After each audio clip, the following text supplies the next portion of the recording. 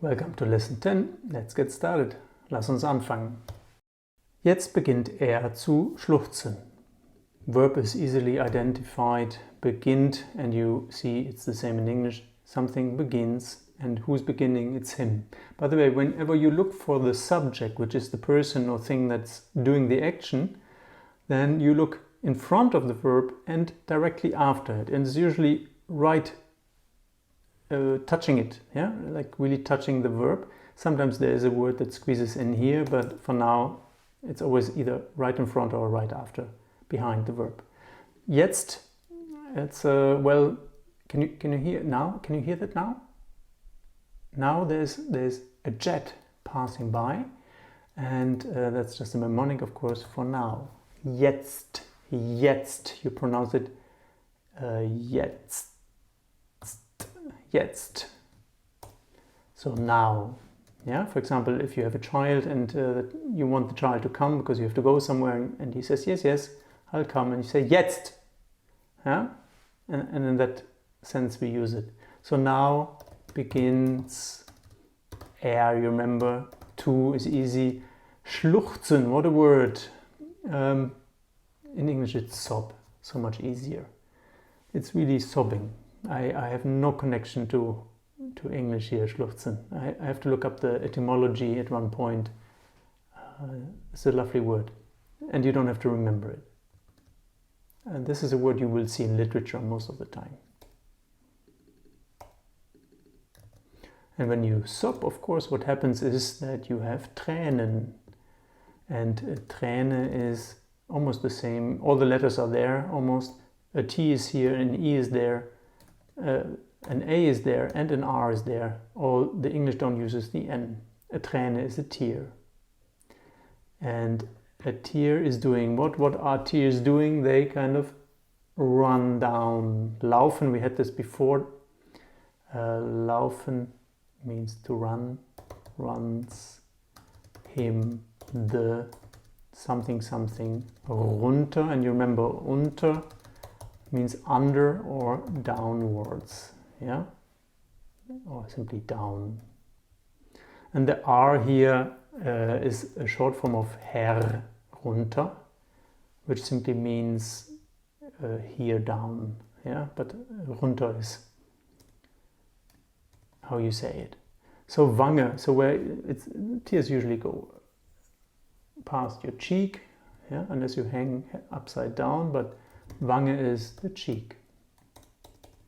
I have, again, Mr. Wang, if you know Mr. Wang, he wrote a book about playing with your fingers, yeah, Mr. Wang's finger games, high recommendation. His tears run down both his cheeks all the time when he does his finger game. Eine Träne läuft ihm die Wange runter. And if someone is crying, what happens to you? Simone, in this case, she has something mit dem Mann, with the man. And here you have a double N, so it's a male person. So she has something, and what she has is this word, Mitleid. Mit, you know, it's here. With. And Leid. Well, leiden means to suffer. So she suffers with the man, and if you suffer with a man, she is compassionate. That's the best I can actually come up with. She feels with the man. Let's see what Diepel says. She feels sorry for the man. She has pity. But literally it means she's suffering with the man.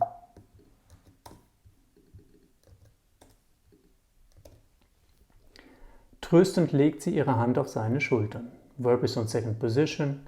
Legen, whenever you see G, you have to give it a haircut, and then you get this, and you know that these letters always change. She's laying, she, ihre, well, the H goes to the beginning, and then you have this word which turns into her. Hand is clear on top. Seine, you know by now, his. And Schultern, well, Schultern, maybe that reminds you. Shoulder, yeah, the T turns into D in English.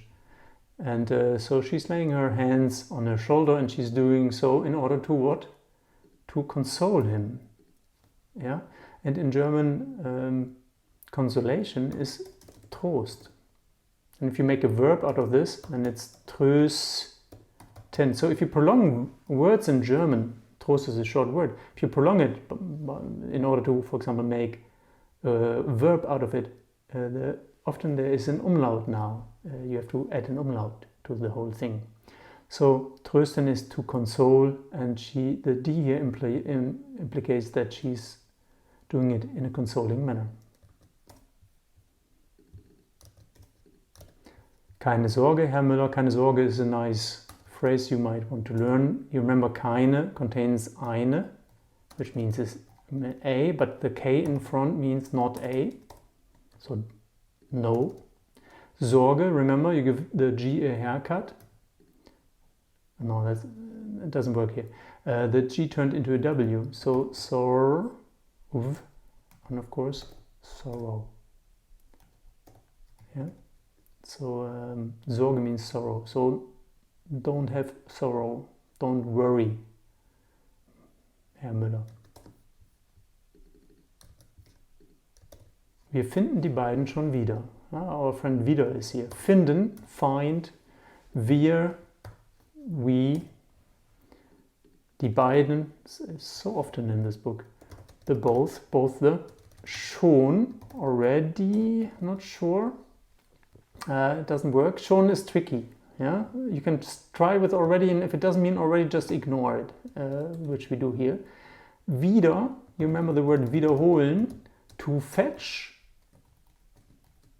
Again, so we find both of them again. Schon here is more of an emphasizing word. It doesn't mean already. Yeah. It's really just emphasizing the fact that it's consoling as well in this context. Er lächelt gequält. Remember that? Lächeln reminds you of laugh, but the little laugh is a smile, so he smiles. And the Qual, well, there's a quality to suffering. Yeah. Quality doesn't mean to suffer, but quälen means to torture. Yeah? So Qual, there's a quality to feeling tortured. Maybe that's easy to remember. Quality, quäled, quälen, quälen, to torture. Yeah? Maybe someone is offering quality torture. There's a word you will see if you're a little bit interested in this kind of stuff. Tier, Quälerei. So you see animal, torture, and the Erei, that's grammar, so it's animal torture. Yeah. There was an and he's wishing, whoosh, whoosh, and he's doing like this, whoosh. So he's, I don't even know what that is in English. Again, the sich, because it's sich, weg, wischen. Wischen is to sweep or to swipe. Yeah? If you go on Tinder, you wisch nach links und nach rechts. Yeah? Nach links wischen und nach rechts wischen. So to swipe himself, sich wegwischen, to swipe, what is he swiping away? You remember Träne, like a train, the tear. And there's all the letters in here. T, R, A, and E. It's just one too much. This, and you reorganize it, you get tear. So the tears. By the way, the Weg, do you remember this? Is a lovely one. The capital Weg is the way. And the lowercase Weg, and you hear the difference. Weg, weg. Yeah, means away. So he's just wiping his tears away.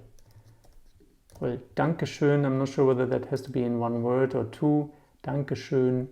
Well, schön, remember, the two dots are really, really beautiful. So schön means beautiful.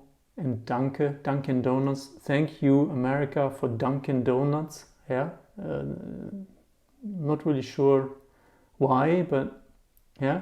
So Dunkin' Donuts, I'm thankful. Thanks. Well, thank you well. Yeah, and you see D into TH again, it's the same word. Dankeschön.